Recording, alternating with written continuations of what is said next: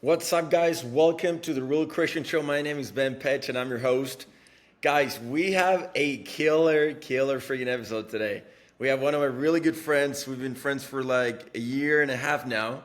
Mhm. And we're going to dive into the story, how we met and everything and stuff, and his life. I think a lot of people can find a lot of value in it too. But if you're new to the show, we have four different things that we do in the Real Christian. Number one is interviews, kind of like what today we're going to do. And then we do current events. We do those with Phil Lyman. We do them like at least once a month, twice a month.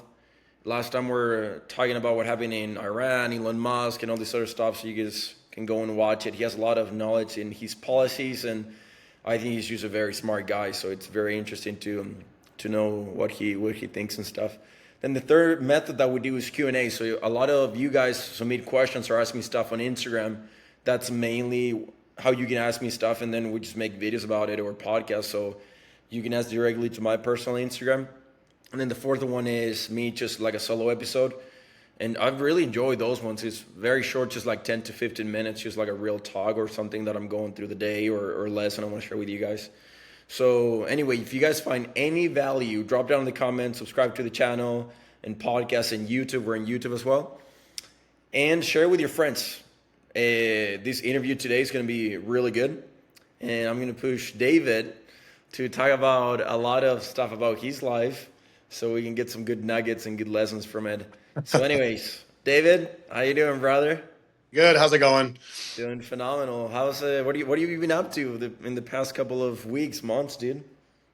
Yeah, so I have been really busy with school. I enrolled into a data science boot camp while also finishing up my certificate in data analytics, looking for that career change. In the meantime, some of my friends still don't know this because I'm just really busy. But since November, I work for 7 different funeral homes in the Central Oregon area, and I'm a removal tech. So that means I pick up and transport the deceased. I get You're calls like from law. saying it like a very technical language. You just It say like is. you just carry the I, dead. I have I have to do that because people like their minds are blown. So it's like removal tech. There is a Removal. lingo. Yeah. And so I get called on the phone anytime anybody dies, anywhere, wherever it's at, old folks' home. If it's a morgue pickup, if it's a 911 call and I have to talk to dispatch, I am the guy when someone passes away that picks them up. So. Do you have a special vehicle for that, or where do you put them? Yeah, I definitely don't put them in my BMW. You don't put them in your car. A lot of people think that they're like, oh, you just pick them up in your car. No, we have company vans and they hold Oh, two yeah. pots. So yes, Yeah. So that's why you had to get strong because you started picking up dead bodies. yes, I know. I have gotten a lot stronger since November. My coworkers notice, and Do you do that it's like alone, or you have somebody that does it with you? it depends on the call. If I'm going to the morgue or if I have to go to like a living institution, those are solo calls. But if it's anything at a residence, if it's a 911 call, especially, like we bring 2 people. So. That's so interesting. Mhm. And you have to clean the body, like if there's like a scene or something, like blood or like stuff. Like, how do you do that? No, so my boss, he actually owns a company that does the kind of bio removal. So Like the I don't have dirty to do work. that. Yes, thank goodness, because some of the scenes, as you can imagine, if there's a homicide or if there's a decomposed body that's been there for a week or so, it can get pretty gnarly. It's Oregon. Do you see a lot of stuff like that in Oregon, or what?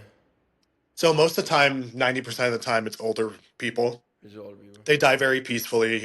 I think the hard part with that is taking on like the emotions from the family, and I've learned to just kind of leave that at the door, be an Yeah. empath, be there when they need you, but you can't take that stuff home. So you go I like stone cold when you do your job, pretty much. I wouldn't say stone cold because I need to connect with people. I'm going into somebody's home during the most one of the most vulnerable times of their lives. It's somebody's dad, it's somebody's brother, it's someone's sister, someone's, and it's like I need to be on point. I need to be professional. I need to listen to them and be empathetic. But as soon as I leave that threshold, it's like, okay, switch. I can't hold on to those emotions anymore. Makes sense. Mhm. Um, share the story with the people how we met, David. Yeah, so I had met you, I think I saw you online. I was in recovery housing. So I was in sober living while also doing an outpatient treatment program. I was doing two treatment programs because I was abusing methamphetamines. No one should be taking methamphetamines or heroin or hard drugs. We can go down the drug conversation some other time, but those especially, um, yeah, I was in the middle of that. I was in the middle of trying to figure out who David was. When I see people do drugs, and including myself, it is a symptom of an underlying issue. Um, Yeah. my program was faith based, so I reconnected with God. And even after being out of sober living, there's been different opportunities where I get to talk about Him. We can talk about that later. But yeah, I was in sober living. I had no direction. I didn't know what I was doing. I just knew that I was like accruing time of staying clean, like day after day, and kind of digging into myself and being like, "Ooh, what's the problem here? How do we do this? Like, why do I feel this way?" Um, and that's when I met you. So. Yeah. And dude, it was fun. I mean, we went through a whole what it was like 2 to 3 months process. Yeah, I think we did 3 months. Yeah. What do you think is the biggest thing you learned during it? A lot of it was like setting goals, like these little micro goals um, that were in alignment with what I value and who I am. And when I start to feel off kilter now that I live alone and I have my own place and I have jobs and school, um, I have to come back and be like, ooh, I have to do a checks and balance here. Um, I can't be out like doing the most and going out all the time. That's a slippery slope. I do manage to have fun in a sober way, which is great. Um, as far as the lessons I learned with 20U, Still sober? it's oh yeah, absolutely. I hit 2 years in September, so Let's freaking go, bro. yeah. Freaking go. That's awesome. Let me ask you, because at the time you were recovering from all that drugs and stuff, why'd you get into it? Why'd I get into drugs? I was not happy with myself. I am a gay man. I have been out for 3 years as of June 24th. Um, and the world got loud. And I got so wrapped up in the mix and using sex and hooking up with men for validation, and then feeling guilty and getting introduced to drugs. And then it was just like this cycle of like, okay, I'll do drugs on the weekend, I'll hook up. And it became such a habit, and it started happening more frequently Yeah. that um my mom and my family intervened. I'm also on post prison supervision. I was incarcerated for a long time, so getting back into the world, it was very loud, and I did not have the right coping mechanisms to deal with that, and now I do. um I see it as my success. Not only is it my success for myself and my family and my friends, but also to the people in recovery that I'm still in that community with, um, because they see someone who's worked really hard. You And I have. make, You a- freaking have, bro. yeah, and I make sure that it's like, oh, I'm not the exception. Like everyone can get here. Yeah. Everyone can get to this space. But you definitely set a standard. You Yeah, you you thank definitely you. do. Cause Thank you. I've seen it like since I met you when you were in recovery and now, and it's been even in like body wise, you were kind of big before, you're Mhm. kind of big in a different way now, I So it's like know. even that kind of stuff. So it's freaking awesome. Like you've made a lot of changes, Yes, and and I think one of the biggest things I tell people is if you want to make changes, it's the people you surround yourself with. I cut yeah, off a lot. I selfishly started doing things that would propel me forward, starting it off with the gym, getting a healthy diet, getting a mentor, making sure that the people I surround myself with, that we have commonality, that I like meeting new people, but as far as like my boundaries go and respecting that, whether it's yeah. going on a date or whether it's hanging out at night, it's like, ooh, these are my time frames. This is how often I do this, because I have bigger goals. And Like learning the power of saying no too. Like, hey, oh my no, gosh. I'm not gonna do it. So here's an I remember example. that was a big one that you and me were started working with back in the day because you would always say Yes. yes to everything. The Now that I'm healthier and I'm doing really well, and my body aesthetically has changed, the attention I get is a lot greater than it was 2 years ago. And I remember telling my therapist that David 2 years ago would have said yes to everything. I would have been like, yes, I want this. Oh, I need that. Like, I'm so desperate for this attention. And now it's like, no, thank you. No, I have this and that. And it's a very, very powerful and confident feeling to be able to be like, no, I don't need this because I'm getting everything I need. I'm feeding my own self and I don't need these people to validate me. Yeah, Now, we have our good and our bad days. Like, obviously, if I'm we really all do. tired, We all yes. freaking do, bro. But overall, it's a total 180, and that's such a good feeling, man. Do you still believe in God? Yes, absolutely. How's that played a role in your life? Well, I like to think when I'm doing things correctly, like we get these blessings, even when things are hard, if we just like stay focused and be kind and do the next right thing. I mean, I got out of sober living. I I live alone now. My rent is really good. Like I live alone. And during the same time of changing, I had met the guy who I'm dating now within this same month, like met Xander, moved into a new place. As soon as I signed my lease, my work cut my hours. Within 48 hours, I signed up for the removal job. And it's like everything was meant to like work Started out. flowing. Yes. And then it's like, okay, what's the next step?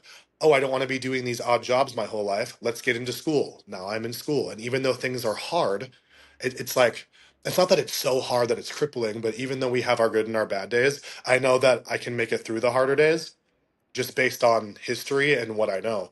And when I pray about it or I talk or I just get that alone time where I'm like, ooh, things are hard. I'm in my head. How do I get out of here? And then I pray. Um, I had mentioned earlier that I just reconnected with someone who I had met a couple years ago, and we were hanging out listening to music, and he told me that he believed in God, and we both got the goosebump effect.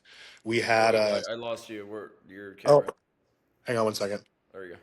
Okay, and we we just started talking about God and faith, and being in the gay community, it's hard for me to like tell people that because we've all had experiences with people who can be really judgy.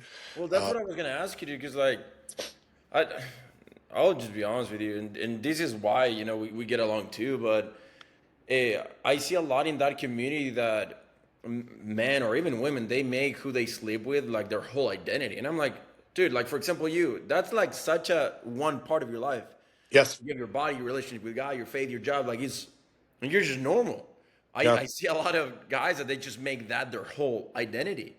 And yes. that's when they start pushing their own agenda, and that's when like it just bothers me like a little bit.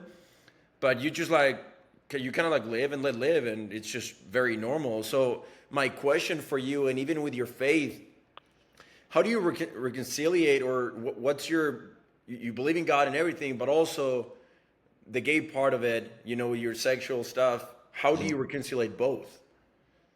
Like, how do I bring them both together? Like, Yes, because I mean, scriptures wise and stuff for homosexuality and everything. So how oh do you yeah. navigate those So things? I look at it as this. So say you have a guy who goes to church and he's the first one to point it out to me, being like, David, you're gay, you're living in sin. Like this isn't gonna work out. Yeah. Right. Well, if I were to look at every guy who said that or woman to say that, I mean, they all sin too. Just because mine is out and I'm a gay man and they can point at it, like I'm not okay to be a Christian, but they can look at porn or abuse alcohol or cheat on their wives or their husbands and everything. But it's okay for them to do that because they're forgiven because they only do it once a month or whatever. Yeah. Um, I don't see it as that. I see the message of the Bible is kindness and to be there for one another. Jesus, if I were to meet Jesus right now, do you think he'd be like, "Oh, you're going to hell because you're gay"? Do you think that's what he would tell me? No. Look at all the stories that he look at all the stories about him and how kind he was and when it was like the leper or the prostitute and what he showed them. Do you get Um, judged a lot by that part of community of like Christians and like God, whatever? I haven't let that part into my life again. I find the Yeah. people who I can talk to about that, and it's a small group. Um, I think overall that's been the rhetoric, unfortunately, with organized religion that people can really ruin it, and it sucks because that's not the message that I got from God and the Bible and Jesus. So people can point at me all day long and be like, "You're gay. You're not a Christian, real Christian, or whatever." They can pass judgment on that, and if I'm walking my truth and living my truth and being honest and being a good person, I think that's the best anybody can do. You know? Yeah, I mean, I was just curious on how you would navigate those things, or if you have had things or experiences like that in the past where people would point certain things or whatever. Because I know you've been growing more in your faith with Christ and God. So I was just curious in how that influenced you. Yes, and you know what? I actually find it harder to talk to gay men about God and Christianity because they've been so off put by the church or organized religion, and so I have to be very mindful to bring it up, which kind of sucks because I would love to have a Really? conversation with them. Yeah, because they've had a lot of bad experiences and a lot of trauma, and Do you feel uh, part of that community, like big on like you belong do I in feel like I belong there? yeah in that community? I think parts of me do. There are parts that I like. There are parts that I don't like, just like with anything. Um, And it was the first time when I started taking trips to Seattle and Portland with the guy I'm dating where I felt at ease in certain ways. And I was like, oh, I really like this. This feels normal for me. Because it was the first time experiencing it. And it was different than from before because I was doing it safely. I wasn't on an app. I wasn't like meeting up with people at 11 o'clock at night. These were people that I was being introduced to in person during the daylight who want to get to know me. Yeah. And now I'm curating different friendships and looking at different viewpoints. And it feeds a part of me that has been repressed and oppressed for a very long time. So I'm taking it in stride one day at a time. Um, I think we talked about this like a long time ago. Are you more like left side or right side, like conservative, just middle, or I'm definitely more of a moderate. I like yeah? to see both sides. Oh my God, the political field right now is just so nuts. I swear, I can't even follow the news right Like, now what's your because, take with like this whole stuff? Because I think this is my perspective. I have a lot of friends that are gay, yeah. coolest people I know, because they're like you. They're just normal. They do their day to day. They don't make who they sleep with their whole like freaking identity, and they're Mhm. not like loud or in your face about it or like pushing their ideologies down people's throats. Yeah, it's private It's for very me. private. But also, you have this movement of the whole LGBTQ that they put gay like those type of people, and then they put the trans, the pedophiles, and all these people in the same group. And I'm Mhm. like, I feel like it's not the same at all. And I have a lot of friends that that are gay that I'm like, dude, I cannot relate with these people. I don't want like whole trans stuff and cutting kids' Mhm. dicks and stuff and Yes. teaching gender. Like that's just it doesn't go with me.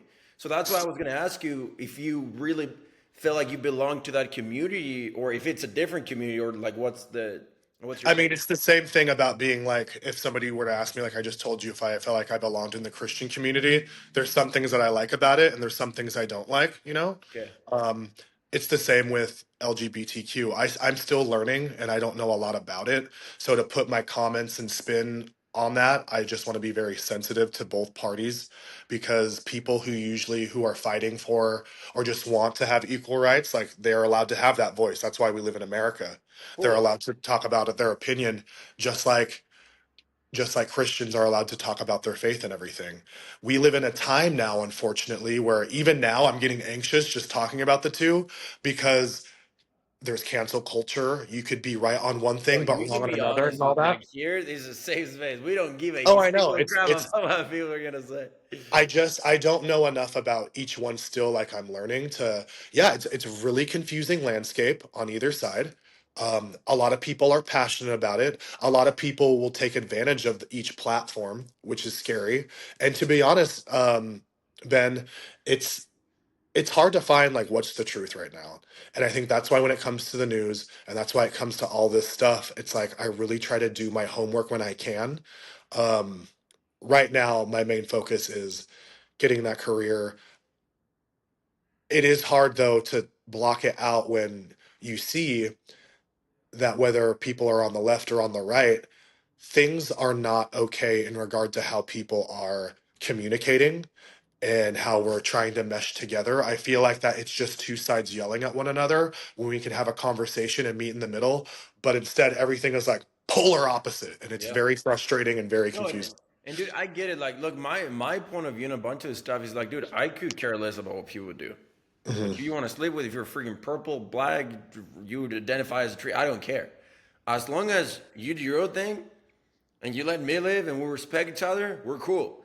But also the moment when people start like being very vocal about it and kind of like in your face, and then they go after kids and like making sure that everybody knows about. I'm like, dude, like nobody cares. Like, live your own life. You know what I'm saying? Hmm. So that's like and that goes with everything. And that's when I have a problem with just even Christians sometimes that they just like think they're righteous and they start like being pushy and judge. I'm like, dude, you have dirt too. Like we all have dirt. You Yeah. know, so it's not just like a political thing for me or like even like LGBT. It's just everything. I'm Yes. like, we're all in this world right now. We're all in the earth trying to get better. We all have things that we're working on, and that's okay. As long as we can live with each other and disagree, and that's fine. Like with my family, there's a lot of stuff with my sister, for example, that I'm like, hey, we disagree and we're never gonna look these things in the same eye. That's Hmm. okay. That's completely fine. As long as I'm not trying to force you to believe something and you don't do the same thing to me, we're good. Like Hmm. we can. That's a civilization. Like you and me, I'm pretty sure we don't agree on a lot of stuff, but that's okay. We can Of still course like it's go to a bar and freaking hang out and like do fun stuff. Like when we were up in Oregon with Tim and stuff, and we had a blast, I you had so know. much But fun. that's okay. I Like I even had a curfew that time, and I had to make curfew, and I still had so much. you know, but I really just wanted, again, there's not right or wrong, but you are in that community, you know more people. So I just wanted to hear your thoughts about your Mhm. personal experience. And if you were really able to identify with the whole thing or be like, no, not really, man. Like this whole I don't concept is kind of yet. weird to me. I don't know. Yeah, I don't yet. I'm still learning. Like I say, I go to Seattle once a month or Portland. I'm still meeting new people. And as far as kind of the activist stuff goes, I'm very ignorant to a lot of that. I've only been out for 3 years, like I said. Um, I am learning, and I will see what I like and see what I don't like. But Right. um, I'm interested. We'll see what happens. What caused you to come out? Because I was miserable and I was lying to myself and my Were family you and my dating girls friends. before and stuff too? Hmm. Yeah, Really? yeah. Like just trying to force yourself to like I women? remember being like right out of high school and early into college, like, okay, I could date her and I could marry her and have kids. And like, I just knew it was not, no. It was Well, just something, it what was happened? Like, I'm just saying, like, did you have certain events that did you meet somebody and they're like, dude, get out? no, actually, I was incarcerated, and it was within the first month of incarceration where I looked in the mirror and I said, I'm gay. And I tell people I've only been out for 3 years for two things. One, because I really have, in regard to public, have only been out. All I knew about like being in prison was like, okay, I told my friends and family that I'm gay, and What that's was their that. reaction? Like close family and friends. Oh, my brother and my sister were upset, and I don't mean they were upset that I was gay. They were upset that I didn't feel comfortable enough to tell them. My Why best didn't you? friend, because I was afraid. Right. I was ashamed and I was afraid. Um, and it was that fear that was crippling. I remember being like, I don't want this. I don't want to be different. I know I am. I know what this is. And in that time, it was in the mid to early 2010s, like mid 2000s, early 2010s. It was still not what it is today. And especially in the area I lived in, it was like not okay to do that. Um, it wasn't okay to talk about your feelings that way of, oh, I feel this way towards, there wasn't a safe spot or space for me to talk to someone about it. And with how I grew up, my dad was very tough. It was that toxic masculinity. Men do X, Y, and Z, and this is what you're going to be. Um, and there are some pros and cons to that because it made me the man I am today. It gave me that kind of fighting spirit. However, mentally, it was not fun to But deal with. what do you mean by toxic masculinity? Well, my dad grew up in a time where men play sports, they don't show emotion, they are tough, they don't listen to music by female singers, for example. Like that was something. Like you wouldn't do that? No, I did, and he very much made fun of me and shamed me for that, and so I would like hide listening to my Britney Yeah. Spears videos. um, and it's just kind of something, we don't show emotion, we don't talk about our feelings. And me being a kid, I was a very emotional kid, so he was always angry at me. We just did not connect growing up. So So were you closer to your mom then?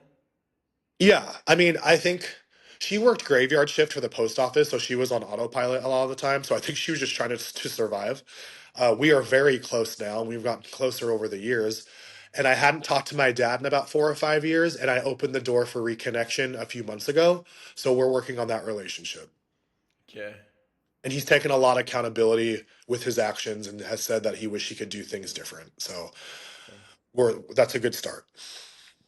Did you feel very alone when you came out in 3 years ago? Yeah, still part of me felt like alone. My friends still think it's funny because I'm experiencing new things and I have like that face like, oh my God, this is crazy. You're Especially being 48, in, right? huh? You're 48, right? You know, I'm 36, guys. Okay. Um, it was it was something that I thought needed to be brought to the forefront. Like, this is me, this is who I am. And that makes sense when you're first kind of coming out. And what I learned with the 20U program, that's one aspect of my life. I am a very multifaceted individual and I like a lot of different things. And that one thing that should be private, unfortunately isn't, um, that's mine. And that's one part of me, like you said. That's not my whole identity. Hmm. Uh, Let's talk about that for a minute. Why? Why is not your whole identity, David? because when it was my whole identity and all I cared about was sex and men and validation, it ruined me.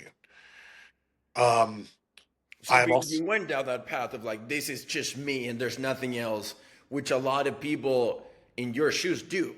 yeah, I'm also uh, a very smart and driven individual. I'm a very kind person. I will give someone the shirt off my back. I love my friends. I'm an artist. I like to read. I am such a nerd when it I'm comes still to waiting like, for my pain. congrats. uh, I I like people who are. I always tell my friends like I always gravitate towards nerd, and when I say nerd, it's like someone who's passionate about something. The guy I'm dating, he has his degree in archaeology, so he loves all that. Some of my other friends are really into plants, and they just like know everything about plants and soil and everything. And I gravitate towards people like that because that's who they are. Like that's a part of them that they're like passionate about. And when you see someone being authentically themselves. I was hanging out with my buddy Brad. He has like 4 degrees and is like a diesel mechanic business guy and could have worked for NASA. Um, but I like that because when people are their authentic selves and they show the stuff that might be weird or nerdy or boring, uh, I love being around that because I can be weird and nerdy and boring as well. So Yeah. Like, I can what? also throw it back pretty good too. So You have backfires pretty well too. You can defend yourself pretty well. yeah. I'm still mad about the pain, dude. I don't know if you don't want to give it to me just because I'm Did you Chilean. know? Did you know actually? Maybe So maybe when that's you were, maybe that's the racist part of you because I'm Chilean. You don't want to give me a I'm Puerto pain. Rican. Don't But try hey, to even what? play that with me. I'm a Are gay you? Puerto Rican. You want to talk about minority and a felon? Mic drop. Yeah, you're gay Puerto Rican. Are you who's Puerto Rican? Is your mom or your dad's side? My mom's side. Is it actually? But does she speak Spanish? No, so I've asked her this. So Wait, do when you my speak Spanish? uh, just from what I learned in middle school, Hola, ¿cómo te llamas? Me llamo David. ¿Cómo estás? Muy bien. Dude, your accent is actually pretty good. Yeah. No, I don't speak Spanish. My grandparents uh, immigrated through Ellis Island, one from Italy, one from Puerto Rico, and they lived in a Greek neighborhood and they wanted my parents to fit in. So they Yeah. didn't like bring that culture there, which is very strange. Interesting. I didn't even know my grandma spoke Spanish until I was 16. Really? Dude, Spanish is a hard language to learn. I'm so glad that that's like my first language because my girlfriend, oh, I don't know if I told you, but she's from Texas. Uh-huh. And we just hired a teacher for her from Chile because I'm like, baby, if you can learn Chilean, like it doesn't get any harder than that. That's like the pinnacle of Spanish. If you can understand Chilean, everything else just you're chilling. Yeah. So she's starting on Monday, but it's just dude, it's just hard. Like Spanish is just like such a hard language to learn, in Hmm. my opinion. I think English is just like very easy, but because I grew up learning speaking German, Spanish, and English. Ooh. And I mean, German is tough too, but I just think Chilean, I mean, Spanish is tough because you have so many different countries and slang and the way they speak and fast and mumble. I mumble all the time too, so I know Spanish is very fast when I hear people speak. Yeah, but you cannot claim you're Puerto Rican because you don't even speak Spanish. So that's get that thing out of your card. It's in my blood. Going back to the identity part of it, because I do want to talk about that. Because you did, there was a, how long would you say that the gay thing, like who I sleep with, was the main identity? How long was that for? Mm.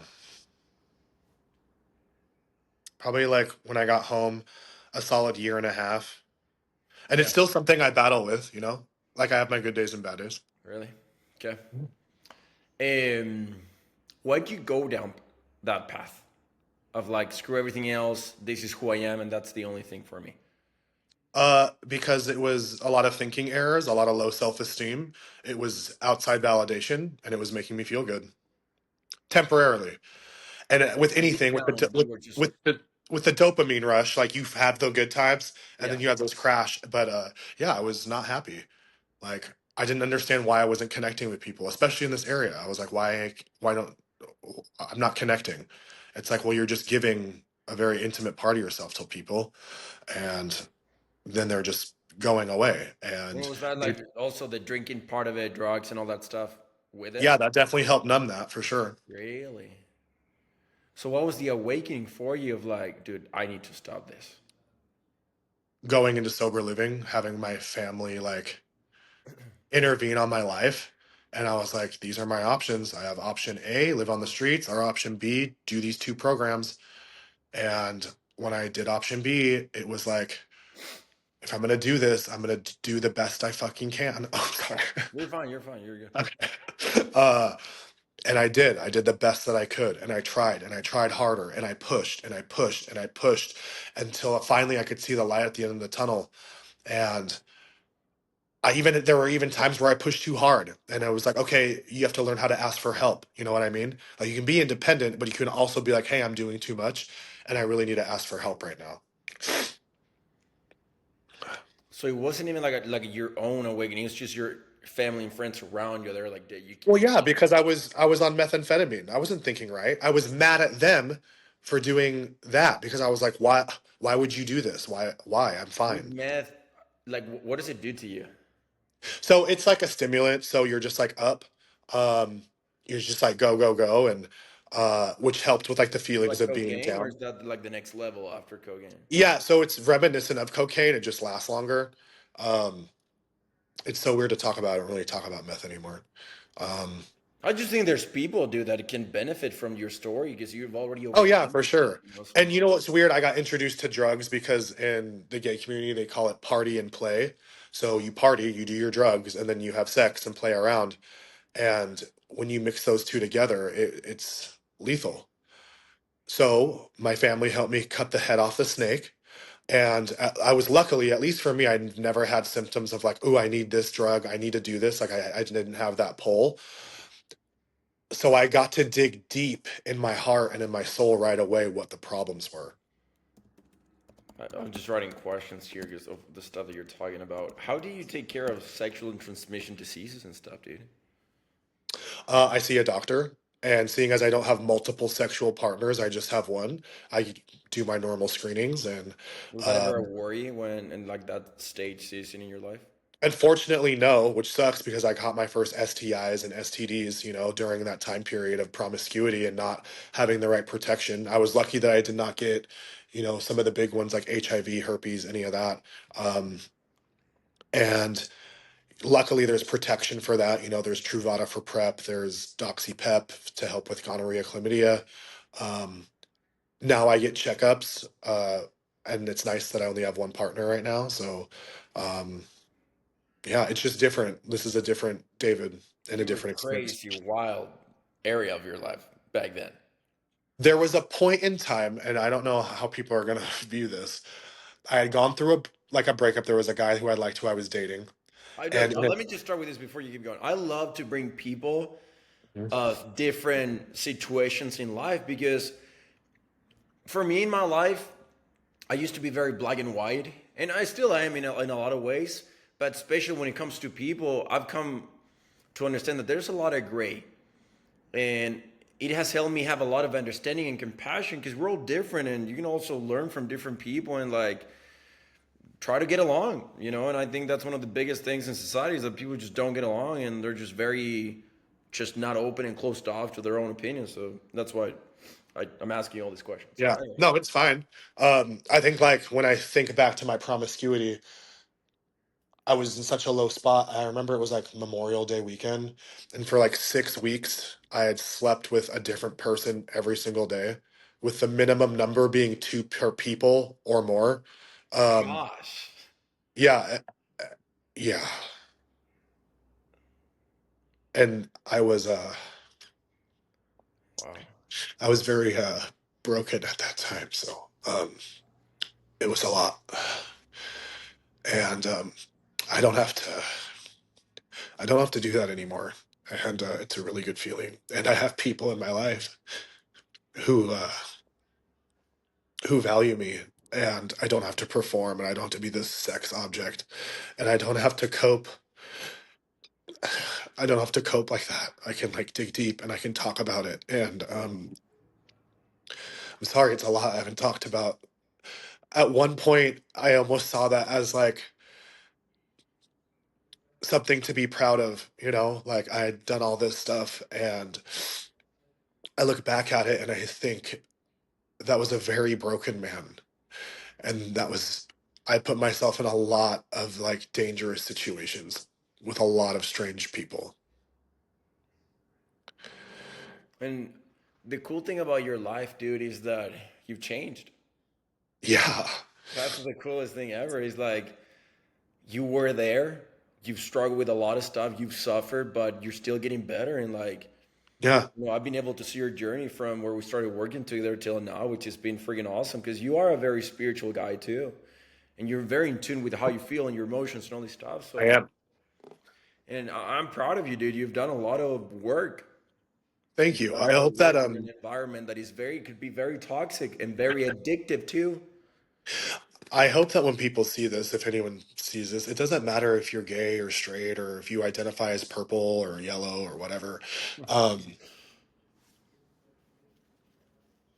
when the habits that I had, anybody can have, Yeah. whether it's drugs, whether it's sex through validation, whether it's outside validation. Um, when you take time to honor yourself and put that work in, you're going to grow and you're going to get better, and you're going to be different, and you're going to be better for it. And you can look back, you know, that one day at a time. You might not see that change right away, but here we are a year and a half later, and it's like, oh my God, look at what I did. And that's just on paper, let alone like what's changed in here and what my priorities are. um it's a good feeling. You got me crying on your podcast, Hey, dude. this is good, dude. I mean, it means we're doing a good job, you know? It means you're being real and raw, and that's what we wanted. Yeah, that's a lot. That's a lot to think about. That's weird. No, but I think there's people can that can relate. You know, maybe one or two or maybe more. But you know, if this can serve your story to someone Yeah. and maybe get them out of the place that you were in at once because they're there, you know, that's another soul that you're saving. Yeah. I would tell people to also listen to their gut. Like, we get like that anxiety thing. I call it a seemingly unimportant detail. When you meet someone and something's not right in your gut, ask yourself, ooh, what is that? Is it something that they're doing? Is this bringing up a trauma response? Yeah. Because there is a reason that your body is reacting that way. And drugs helped mask that feeling, that anxious feeling. So when you're Like in numb tune it, with, hmm? numb it. Yeah, yes, numb. So I wouldn't feel that gut feeling of shame and all that, of doing the wrong thing or right thing, whatever that looks like. Um, there have been people who I met, even actually, you know, with my partner. We've had some issues a few months back, and my gut was going off. And what it was, this is what made me reconnect with my dad, because I called him out because I had a fear of abandonment and a fear of loss due to stuff with my dad that was coming out in my relationship. And I was wondering why I was so anxious all the time. And after confronting my dad and starting therapy, I feel a lot better for that. I also have a very patient partner, and he also puts up his boundaries too. And we have our good days and our bad days. He actually said it best. He's like, you could have 17 weeks in a row where you don't get that feeling. And if you do, you deal with it well. And then you have that one time where it feels like you just slid all the way back. It's in those times that we give ourselves grace, that we reflect on all the stuff and all the work we've done, and we just kind of check in with ourselves and communicate with the ones around us. And dude, Um, that's just the human experience. There's moments that we're gonna be all freaking depressed. I don't want to do anything, and nothing's working, and it's dark. As mhm. long as we don't stay there, that's great. Yeah. But like for me, yesterday was one of them, dude. I was like, I feel like crap. Mentally, I'm not okay. All my demons were coming out, and I'm like, just don't want to do anything. And there's days, not days, but day that I don't literally just don't do anything, and it's just I just soak it in and take one day at a time. And today I woke up and I was still feeling that way, but I'm like, F it, dude. I had stuff to do, so I just started doing it. And now I feel amazing for some reason, Beautiful. Yep. And I was talking with my girlfriend yesterday, and I'm like, dude, I don't know. Like, it's just, like, I'm human, We're all human, and sometimes you need to have grace with yourself as long as you don't stay there. Yeah. That's the important part. As long as you don't stay there. Because I think a lot of guys, men and women, they just justify it and stay there. And Yeah. then they look back and it's been a week, 2 weeks, a month, 6 months, a year, 2 years, and then they're miserable. Yep. I do want to talk about, because you were talking about spiritual stuff, your gut, and something. I do believe that wholeheartedly, for sure. And listening to your gut and your instinct, your intuition. The best decisions I've ever made came from my gut and intuition. But I do know when it comes to kind of like what you were going through, and that you did feel miserable, is, sin carries weight.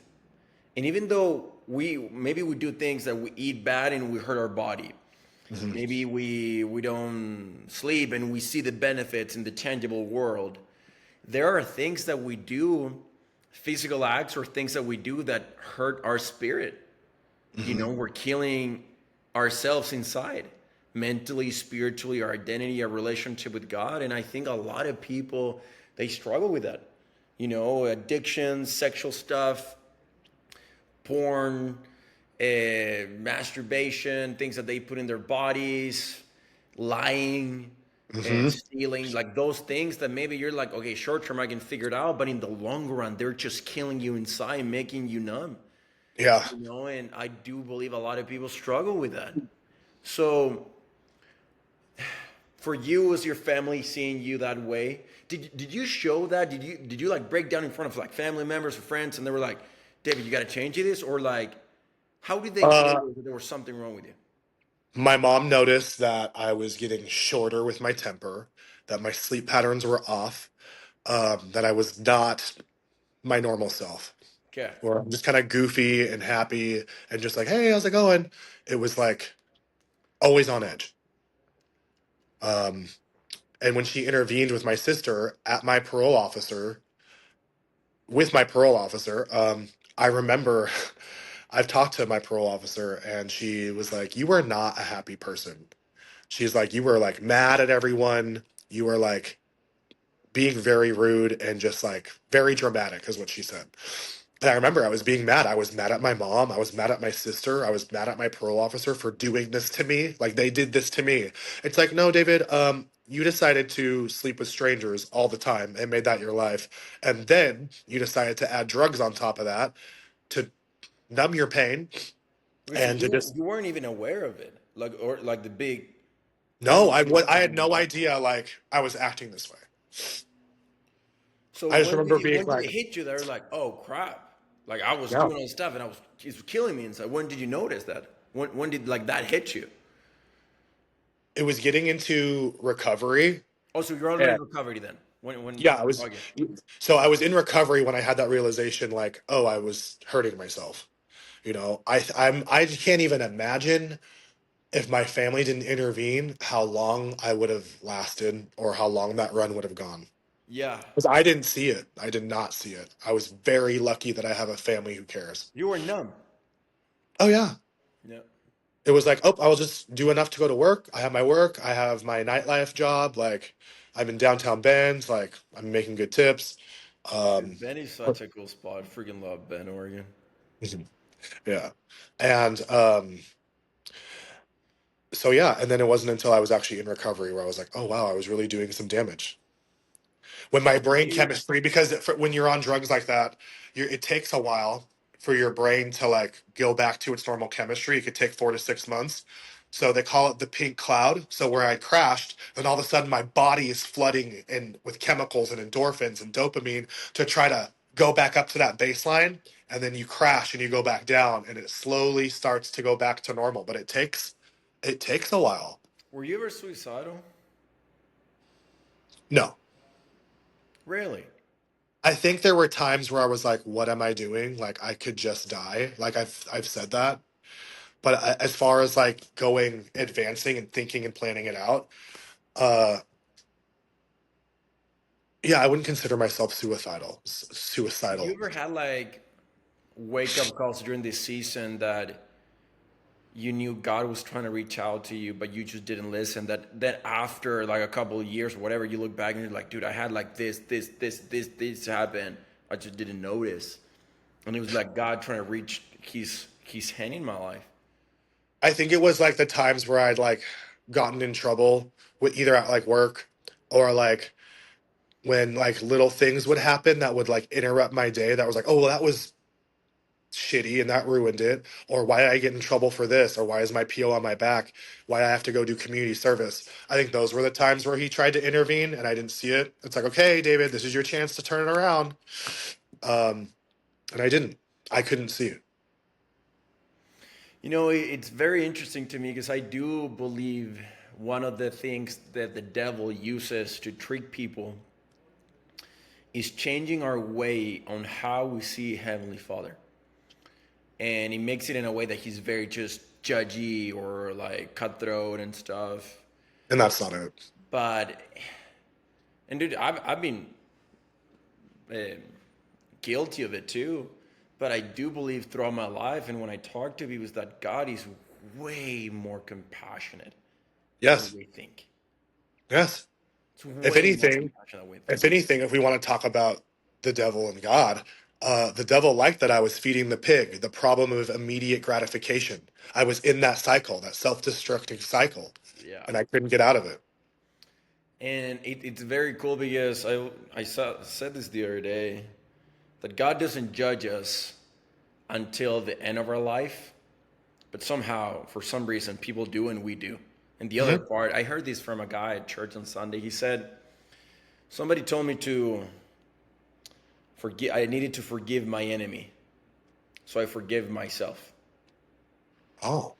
And I think a lot of times we are our biggest enemy, our biggest Oh critic, our yes. biggest judge. Oh yes.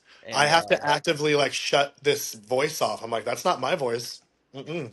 yeah, so it's a very internal battle that we're in. Oh yeah. Very, very internal battle. But dude, I'm proud of you. I'm proud of the progress you're making, the changes you're making, as long as you keep on trucking it and whatever. The other question I had for you now in the season you're in, and a lot of, if you look at all the problems that you've had, you had an identity problem, you had a confidence problem, you had a worth problem, you had a spiritual problem. It was something inside that maybe you were avoiding or you couldn't see, and that's a lot of the stuff that we work on. So now, who's David? Who is David when you talk about your identity? Who's that person? Who's that guy? David is somebody who is in a big transition in his life right now, um, that likes to help people, who has bigger goals, who is learning how to date in a respectful manner, and who will forever be a mama's boy. And I will take that identity. So um, he is not somebody who is validated through just sex and the seediness of gay culture. He is somebody who wants knowledge in all areas of his life, whether it's family or friends or being gay or learning how to code or learning a new art technique or just learning about people in general. Connecting through music with other people. I love that. Um, I think that's who David is. And he's created a really good foundation, and now we can start to build on it. And yeah, it's a lot better than David from 2 years ago. That's awesome. That's awesome. And how you doing with time? I know it's your day off and stuff. So Yeah, well, we're at 50 minutes and I do have to go to the bathroom. Oh, you do? Okay, let's start wrapping up then. And David, what's your final message to people today? Take that leap of faith, man. Like, if you're scared, if you are scared because it's something that you have never done before, what do you have to lose? Because what you are doing, especially if you're miserable, you have nothing to lose. Take it. Take that first step. Take that hand. Listen to others. Listen to other people. If you if they know something in an area you want to learn, or if you want to take a leap of faith and find something bigger than yourself, um, do it. Because once you put in that work, and once you see that, yeah, it can be tough sometimes, but you're still getting pulled up and people are pulling you up, you're going to feel different and you're going to feel good. And then someday you're going to pull someone up. And then on the days that are hard, you can pull your own self up. And then in the days that you try to pull yourself up and it's still hard, you can ask someone and be like, oh, this is really tough. And no matter what, that momentum is still moving up and forward. That's the advice I would give to someone, because I think essentially that's what the advice I needed when I was in my time. And it was unfortunate that with the substance, I couldn't see it. So usually in my experience, it takes a rough shaking. And if that moment ever comes for someone where they're getting their world shook, try the thing that's uncomfortable. That's going to be good for you, because everything else you've been doing beforehand isn't going to work. Freaking love that, brother. Thank you for your time. Thank you for being real and raw and vulnerable today, and sharing your experience with people. I think there's a lot of nuggets, even 15 minutes we're in.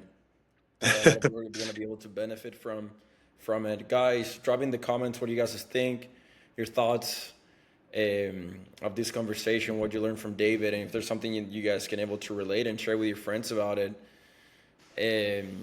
But yeah, thank you for being here, David. I appreciate it, bro. Absolutely. Stay for a minute after we Got it. pause this thing. But love you guys and have a great rest of your days, and we'll see you guys in the next episode. Bye bye.